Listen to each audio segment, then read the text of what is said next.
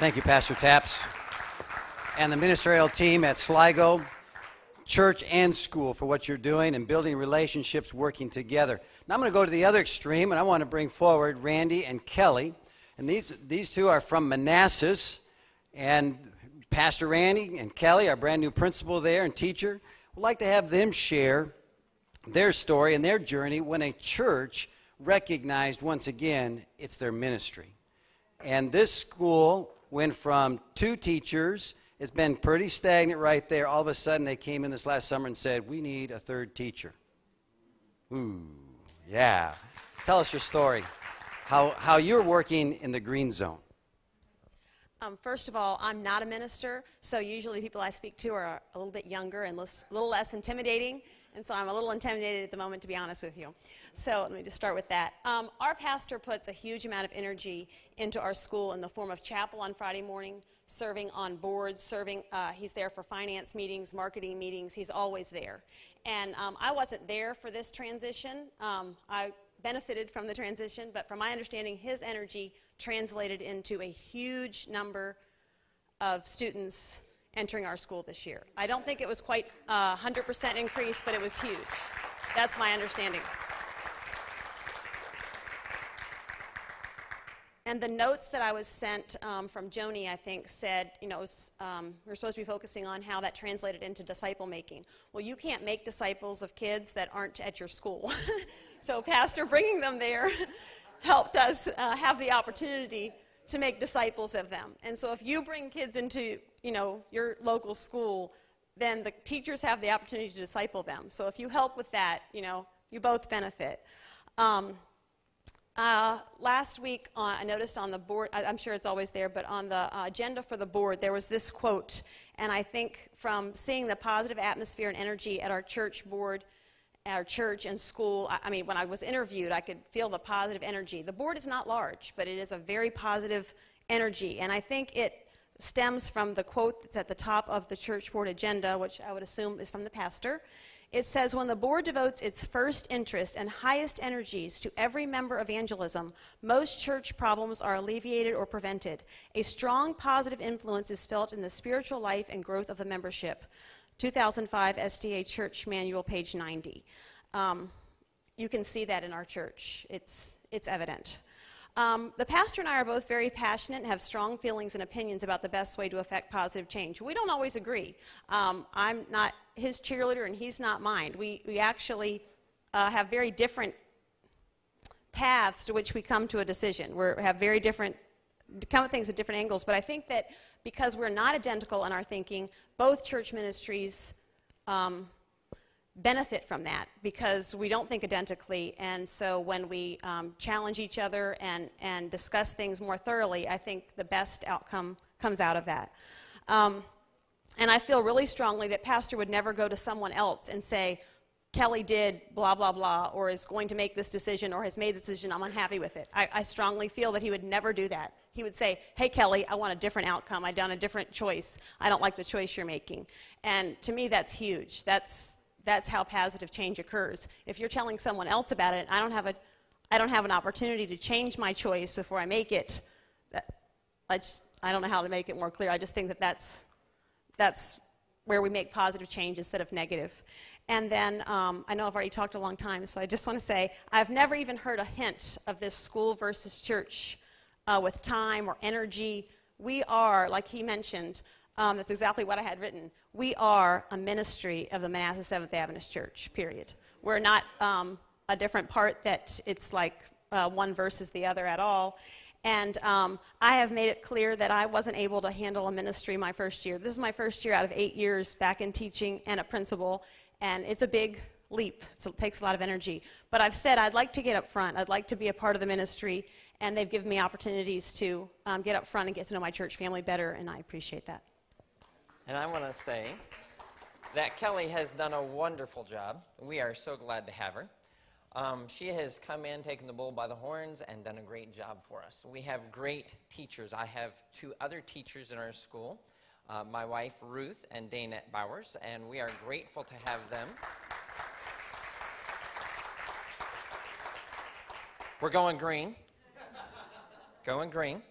But inside this green is the water of life, right? We got to be offering the water of life. And our kids are plants that we need to water and feed so they can grow. How many of you heard the name Jim Crow? Come on. You know, when I grew up, I was away from a lot of that stuff. And our nation has changed a lot in the last 30, 40 years. Amen? Now, I'm not saying we don't have further to go. But how do you change a nation? It's with the next generation.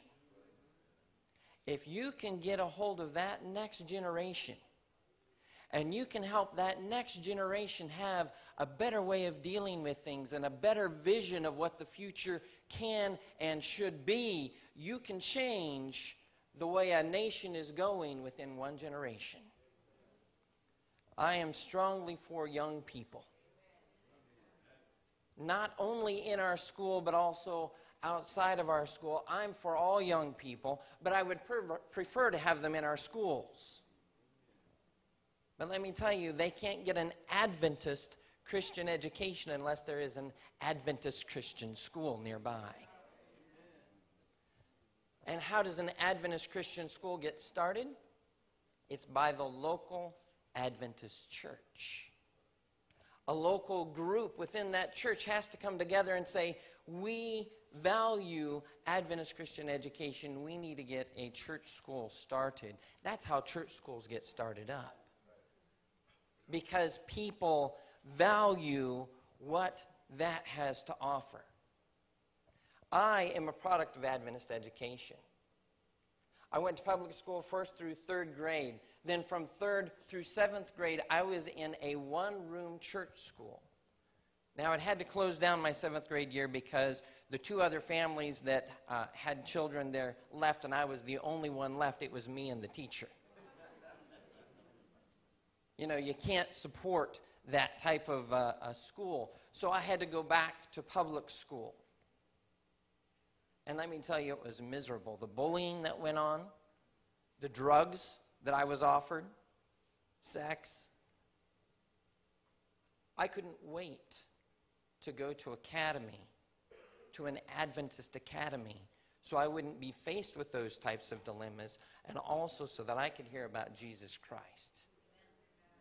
Not about football and not about are we going to go out and get drunk and whatever. I wanted to go back to an Adventist school. I am a strong supporter of Adventist education. And I think all of our pastors have to be strong supporters of Adventist education. You know, we can change the next generation. You know, it was stated very clearly, we have money. But where is our priority? Is Adventist education expensive? Yes, it is. Is it worth it? Yes, it is. We are trying to make it more affordable. And I'm going to take the stage for just a second. I got the microphone. This Virginia Tax Initiative, I just want to say this is a godsend. This is amazing. We've got over 9 students in our school this year on that program. We are looking at going from where we are using 20-some thousand to over 80,000 next year. We are planning to use it to the max. But where is that money going to come from? That doesn't just come out of thin air. That comes from donors. And I want to challenge each one of you here in the room, particularly those who are living in Virginia, because it doesn't help those living elsewhere. But if you live in Virginia, I want to challenge you to contribute to this fund. It is not hard to do. I did it this last year. It's really easy. You have to submit this little one-page form, tell them, I want to give some money to this. It takes a week to send that paper in, a couple days to get it back, and then you can give your gift. But let me tell you, we raised $300,000 this year. We're going to need a lot more than that. At least double, if not triple that, next year. So I am challenging each one of you to contribute to that fund. You get almost all the money back that you put into it, and I challenge you to do that, but also to support your teachers. If you don't have a school in your church, find one and adopt it. You can tell Randy's passionate. That is for sure. Thank you so much. Here's the secret. We all are in the green zone because we are sitting right now in a Adventist school, your school for secondary education in the metropolitan area. We also have Shenandoah Valley Academy, which we're all part of, right? Right? Amen? So we are all in this green zone. My challenge for us is to live in that green zone with passion and commitment that we are together in our ministry for discipling all people.